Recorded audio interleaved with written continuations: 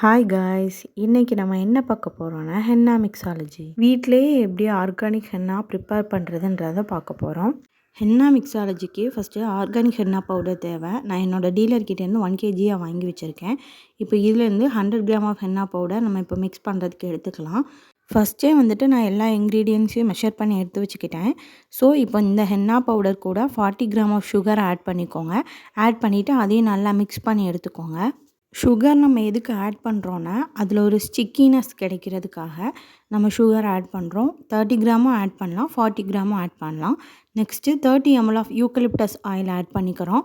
அதையும் ஆட் பண்ணிவிட்டு நல்லா மிக்ஸ் பண்ணி எடுத்துக்கோங்க. யூக்கலிப்டஸ் ஆயில் தான் ஆட் பண்ணணுன்ட்டு இல்லை, ஏதாவது ஒரு எசென்ஷியல் ஆயில் ஆட் பண்ணிக்கலாம். யூக்கலிப்டஸ் இல்லைன்னா ட்ரீ எதுனாலும் ஆட் பண்ணிக்கோங்க. எனக்கு யூக்கலிப்டஸே பெஸ்ட்டாக இருந்ததுனால நான் யூக்கலிப்டஸே ஆட் பண்ணியிருக்கேன். அண்ட் இது கூட லெமன் ஜூஸ் ஆட் பண்ணிக்கோங்க. நான் ஒரு ஃபுல் லெமன் எடுத்திருக்கேன். இதுக்கு லெமன் ஆட் பண்ணிக்கிறதுனால நம்ம ரூம் டெம்பரேச்சரில் 1 வீக் வரைக்கும் வெளியில் வச்சுக்கலாம். அந்த ஹென்னாவை நம்ம ரெஃப்ரிஜிரேட்டரில் வைக்கிறதா இருந்தால் 15 to 20 டேஸ் வரைக்கும் நம்ம வச்சு யூஸ் பண்ணிக்கலாம். அண்ட் இது எல்லாத்தையும் நல்லா மிக்ஸ் பண்ணி எடுத்துக்கோங்க. இப்போ இது கூட நான் டீ டிகாஷன் ஃபஸ்ட்டே போட்டு எடுத்து வச்சுருக்கேன். இது எப்படி பண்ணணுன்றதை நெக்ஸ்ட்டு வீடியோவில் நான் உங்களுக்கு அப்லோட் பண்ணுறேன். இப்போ இதில் டீ டிகாஷன் தான் ஆட் பண்ணணும், டீ டிகாஷன் வாட்டர் தான் ஆட் பண்ணணும் அப்படின்ட்டு எதுவும் இல்லை. நம்ம நார்மல் வாட்டர் கூட ஆட் பண்ணிக்கலாம். பட் எனக்கு இதுவே மிக்ஸ் பண்ணி ப்ராக்டிஸ் ஆனதுனால நான் அதுவே எப்போவுமே யூஸ் பண்ணிகிட்ருக்கேன். உங்களுக்கு வேணும்னா சொல்லுங்கள், நெக்ஸ்ட் வீடியோவில் நான் உங்களுக்கு அப்லோட் பண்ணுறேன். அண்ட் இதை ஆட் பண்ணும்போது நம்ம கொஞ்சம் கொஞ்சமாக தான் ஆட் பண்ணுற மாதிரி இருக்கும். நம்ம அதிகமாக ஊற்றி மிக்ஸ் பண்ணிட்டோன்னா ஹென்னா ஓவர் வாட்டரி ஆகிடும். ஸோ அதனால் எப்போவுமே கொஞ்சம் கொஞ்சமாகவே ஆட் பண்ணி மிக்ஸ் பண்ணுங்கள். நமக்கே தெரியும் ஓரளவுக்கு கன்சிஸ்டன்சி வந்துச்சுன்னா.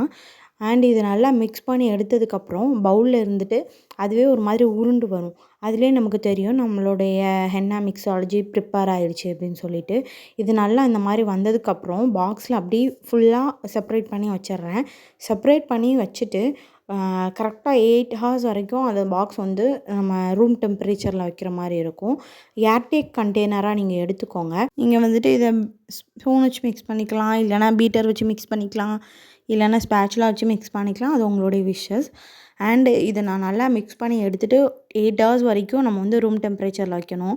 நான் என்னென்னா ப்ரீவியஸ் டே நைட்டே மிக்ஸ் பண்ணி வச்சுட்டு நெக்ஸ்ட் டே ஓப்பன் பண்ணுவேன். எனக்கு அது அப்படியே செட் ஆனதுனால நான் அந்த மாதிரி யூஸ் பண்ணுறேன். நீங்கள் அந்த மாதிரி பண்ணுறதா இருந்தால் அப்படி பண்ணிக்கோங்க, அது உங்களுடைய விஷஸ்.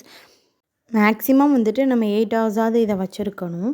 அண்ட் இதை நம்ம டை ரிலீஸிங்காக 1 day ஃபுல்லாக நம்ம வைக்க போகிறோம்.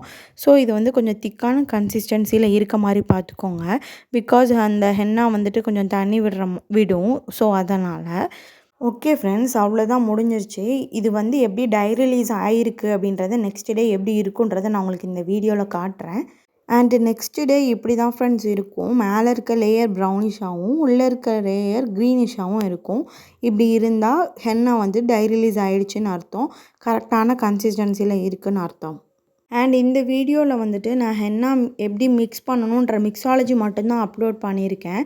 அண்டு ஃபைனலாக இது கூட கொஞ்சம் கொஞ்சமாக வாட்டரை ஆட் பண்ணி நல்லா மிக்ஸ் பண்ணி தோசை மாவு பதத்துக்கு எடுத்துக்கணும். அந்த கன்சிஸ்டன்சிக்கு எடுத்தால் மட்டும்தான் நம்ம கோன் வைக்கும் போது ஒரு ஃப்ளோவாக வரும்.